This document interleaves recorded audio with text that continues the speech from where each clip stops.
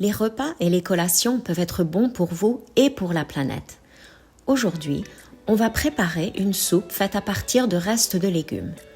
Je commence simplement par couper toutes les épluchures et les restes de légumes que j'ai mis de côté. Je les garde au congélateur, ce qui est une excellente façon de les conserver jusqu'au moment où j'ai le temps de préparer un bouillon de légumes maison. Je coupe un peu de céleri. Vous voyez, je ne l'ai pas jeté malgré qu'il a quelques taches brunes. Ce n'est pas grave du tout puisqu'on va tout cuire puis mixer. Je garde aussi les pelures de carottes. Je lave bien mes carottes avant de les peler, ce qui me permet de garder les peaux dans un sac au congélateur. Elles sont vraiment riches en fibres, en vitamine A, en bêta-carotène, en vitamine C. Bref, c'est une excellente façon d'ajouter des nutriments. J'ai aussi des poivrons qui ont perdu un peu d'humidité et qui commencent à brunir. Eux aussi vont dans la soupe. Et puis des restes d'oignons rouges. J'ajoute l'oignon et les pelures directement dans la casserole. Vous n'avez pas besoin d'être parfait dans votre technique de coupe. On peut tout couper grossièrement. Comme vous le voyez, je n'ai pas besoin de passer beaucoup de temps à rendre tout joli. J'ai aussi des tiges de coriandre et quelques feuilles jaunies. Ça arrive souvent quand on oublie les herbes fraîches au fond du frigo. On peut faire la même chose avec n'importe quel reste d'herbes fraîches. Ça peut être du persil, de l'aneth. Et puis voilà un peu de chou. Je termine juste de couper le bout du chou. Ensuite, j'ajoute de l'eau à la casserole. Je couvre simplement les légumes.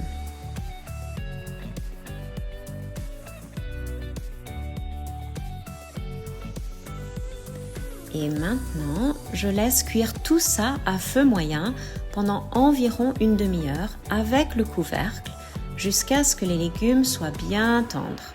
Une fois que c'est cuit, j'ai un joli bouillon de légumes. Je vais simplement mixer les légumes pour obtenir une texture bien crémeuse.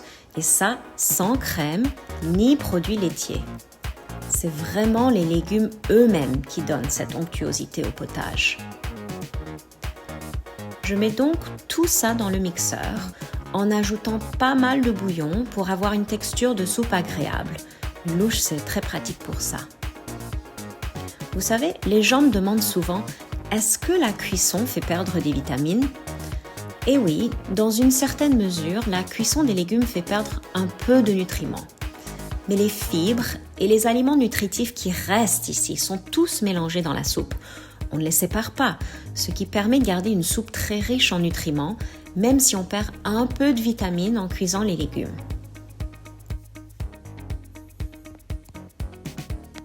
Je vais mixer un peu, puis ajouter mon mélange d'épices.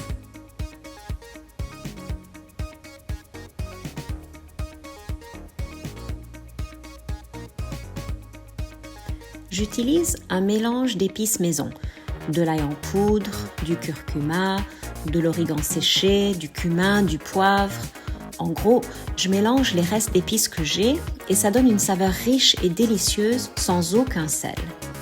J'ajoute ça dans la soupe et je mixe encore un peu.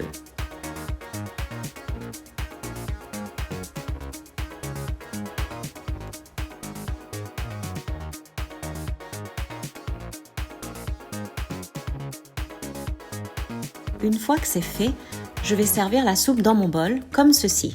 Elle est bien épaisse. Vous pouvez mixer plus longtemps si vous préférez un potage plus lisse. Ensuite, je vais ajouter des pois chiches parce que j'aime que mon déjeuner contienne une bonne source de protéines.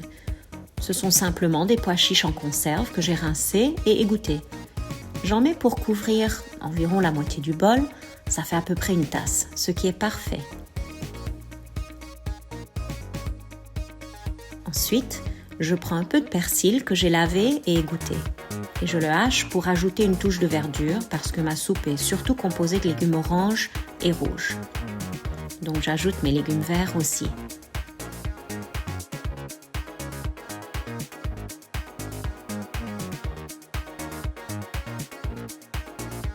Et voilà, vous avez un magnifique déjeuner végétal, plein de nutriments, plein de saveurs et qui vous réchauffe le corps ainsi que le cœur.